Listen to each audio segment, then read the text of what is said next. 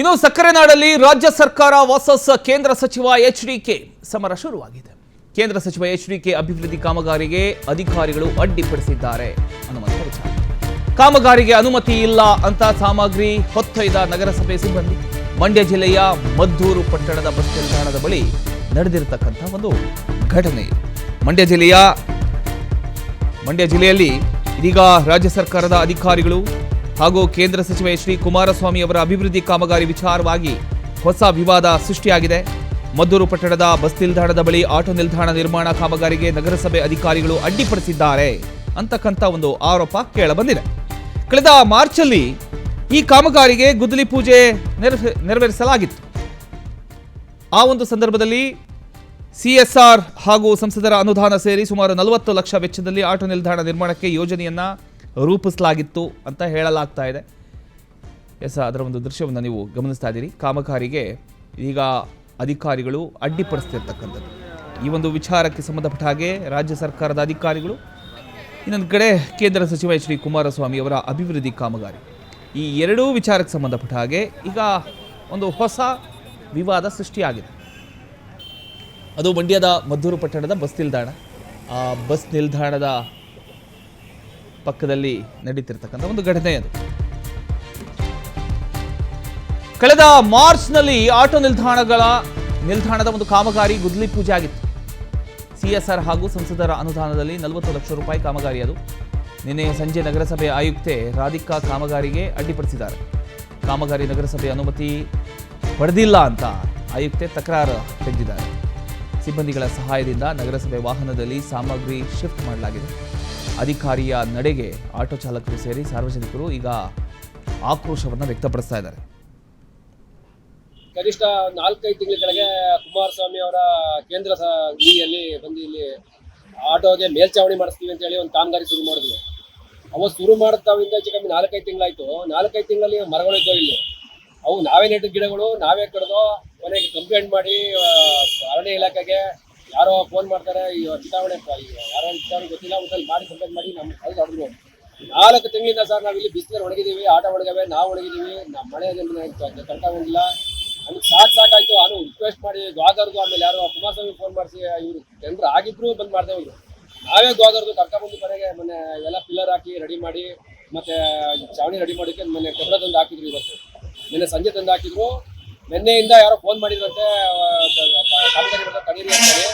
But ಇವತ್ತು ಬೆಳಿಗ್ಗೆ ನಗರಸಭೆಯ ಕಮಿಷನರ್ ಬಂದು ನಿಮ್ಗೆ ಕಳ್ಸಿದಾಗ ಒಂದು ಆಟೋ ಚಾಲಕರಿಗೆ ಒಂದು ನೆರಳಿನ ವ್ಯವಸ್ಥೆ ಮಾಡಲಿಕ್ಕೆ ಕೇಂದ್ರ ಸಚಿವರಾದಂಥ ಶ್ರೀಯುತ ಎಚ್ ಡಿ ಕುಮಾರಸ್ವಾಮಿ ರವರು ಒಂದು ನೆರಳಿನ ಒಂದು ತಂಗುದಾಣವನ್ನ ಆಟೋ ಚಾಲಕರಿಗೆ, ಆಟೋಗಳಿಗೆ ಮಾಡಿಕೊಡ್ತಾ ಇದ್ರು. ಅದನ್ನ ಈ ನಿರ್ಮಾಣ ಮಾಡುವಂತ ಸಂದರ್ಭದಲ್ಲಿ ಈ ಒಂದು ಮದ್ದೂರು ನಗರಸಭೆಯ ಅಧಿಕಾರಿಗಳು ಈ ಒಂದು ಪೊಲೀಸ್ ಇಲಾಖೆಯ ರಕ್ಷಣೆಯೊಂದಿಗೆ ಬಂದು ಒಂದು ಈ ನಿರ್ಮಾಣ ಏನ್ ಮಾಡ್ತಾ ಇದ್ರೆ ಇದಕ್ಕೆ ಅನುಮತಿಯನ್ನ ಪಡೆದಿಲ್ಲ, ಮತ್ತೆ ಪರವಾನಗಿ ಪಡೆದಿಲ್ಲ ನೀವು ಅಂತಕ್ಕಂಥದ್ದನ್ನ ಹೇಳಿ ಈ ಕೆಲಸವನ್ನ ಸ್ಥಗಿತಗೊಳಿಸಿದ್ದಾರೆ. ಇದು ತುಂಬಾ ಖಂಡನೀಯ. ಏಕೆ ಅಂತಂದ್ರೆ ಈಗಾಗಲೇ ನೋಡಿರ್ಬೋದು, ಏನು ಈ ಬೆಂಗಳೂರು ಮೈಸೂರು ರಾಷ್ಟ್ರೀಯ ಹೆದ್ದಾರಿ ಇದೆ, ಅದಕ್ಕೆ ಸಂಬಂಧಪಟ್ಟಂತೆ ಕರ್ನಾಟಕದ ಉಚ್ಚ ನ್ಯಾಯಾಲಯ ಒಂದು ಆದೇಶವನ್ನು ಹೊರಡಿಸಿದೆ. ನಗರಸಭೆಗೆ ನಮ್ಮ ಕೋರಿಕೆ ಏನಂದ್ರೆ, ಈಗ ಆಟೋ ಸ್ಟ್ಯಾಂಡ್ ಅಲ್ಲಿ ಮಾತ್ರ ನೀವು ತಿರುಗುಗೊಳಿಸಕ್ ಬಂದಿದ್ದೀರಿ, ನಮ್ಗೆ ಅನುಕೂಲ ಮಾಡ್ಕೊಡ್ತಂದ್ರೆ ನಮ್ಮ ಇವರು ಸಹೋದ್ಯೋಗಿ ಹೇಳ್ದಂಗೆ ಯಾರು ಬೇಕಾದ್ರೂ ಮಾಡ್ಕೊಡ್ಲಿ, ನಮ್ಗೆ ಅನುಕೂಲ ಮಾಡ್ಕೊಡ್ಬೇಕು ಅಂತ ನಾವು ಕೇಳ್ಕೊತಾ ಇದ್ದೀವಿ. ಆದ್ರೆ ಆಟೋ ಸ್ಟ್ಯಾಂಡ್ ಅಲ್ಲಿ ಮಾತ್ರ ಅನಧಿಕೃತವಾಗಿ ಇಲ್ಲಿ ಮೇಲ್ಚಾವಣಿ ಮಾಡ್ಕೊಳಕ್ ಬಂದಿದ್ದೀರಿ ಅಂತ ಹೇಳ್ಬಿಟ್ಟು ತಡೆ ಹಿಡಿದ್ರು ನಮ್ಮ ನಗರಸಭೆ ಮುಖ್ಯಾಧಿಕಾರಿಗಳು. ತಡೆ ಹಿಡಿದ್ರಲ್ಲ, ಆಯ್ತು ಒಪ್ಕೊಳ್ಳೋಣ, ಅವ್ರು ಕಾನೂನಾತ್ಮಕವಾಗಿ ಏನ್ ಮಾಡ್ಬೇಕು ಮಾಡ್ಲಿ, ತೊಂದರೆ ಇಲ್ಲ. ಬಟ್ ಮದ್ದೂರು ಇದ್ರ ಬಗ್ಗೆ ಇನ್ನಷ್ಟು ಡೀಟೇಲ್ಸ್ ಕೊಡ್ತಾರೆ ನಮ್ಮ ಪ್ರತಿನಿಧಿ ರವಿ ಲಾಲಿಪಾಳ್ಯ. ರವಿ, ಈಗ ಕಾಮಗಾರಿಗೆ ನಗರಸಭೆಯ ಅನುಮತಿ ಪಡೆದಿಲ್ವಾ? ಹಾಗಾದ್ರೆ ಈಗ ಏನು ಆರೋಪ? ಈಗ ಪ್ರಮೋದ್, ಏನು ಕೇಂದ್ರ ಸರ್ಕಾರದ ಪುರಸ್ಕೃತ ಅಂದ್ರೆ ಏನು ಕೇಂದ್ರ ಸಚಿವ ಇದ್ದಾರೆ ಕುಮಾರಸ್ವಾಮಿ ಅವರ ಅನುದಾನದಲ್ಲಿ ಆಟೋ ಸ್ಟ್ಯಾಂಡ್ ನಿರ್ಮಾಣ ಮಾಡ್ಲಿಕ್ಕೆ ಸುಮಾರು 40 ಲಕ್ಷ ವೆಚ್ಚದಲ್ಲಿ ಕಾಮಗಾರಿ ಆರಂಭ ಆಗ್ತಾ ಇರ್ತಕ್ಕಂಥದ್ದು. ಕಳೆದ ಮಾರ್ಚಿನಲ್ಲಿ ಕುಮಾರಸ್ವಾಮಿ ಅವರು ಗುದ್ದಲಿ ಪೂಜೆ ನೆರವೇರಿಸಿದ್ರು. ಆದ್ರೆ ಅಲ್ಲಿ ಏಕಾಏಕಿ ಅಂದ್ರೆ ನಿನ್ನೆ ಸಂಜೆ ಬಂದು ಏನ್ ಪರ್ಮಿಷನ್ ತಗೊಂಡಿಲ್ಲ ಅನ್ನೋ ಕಾರಣಕ್ಕೆ ಎಲ್ಲವನ್ನೂ ಎತ್ಕೊಂಡು ಹೋಗಿದ್ದಾರೆ ಅಂತಕ್ಕಂಥದ್ದು ಈಗ ಕೇಳಿ ಬಂದಿರ್ತಕ್ಕಂಥ ಆರೋಪ. ನಗರಸಭೆಯಾಗಿ ಪರಿವರ್ತನೆ ಆಗಿದೆ.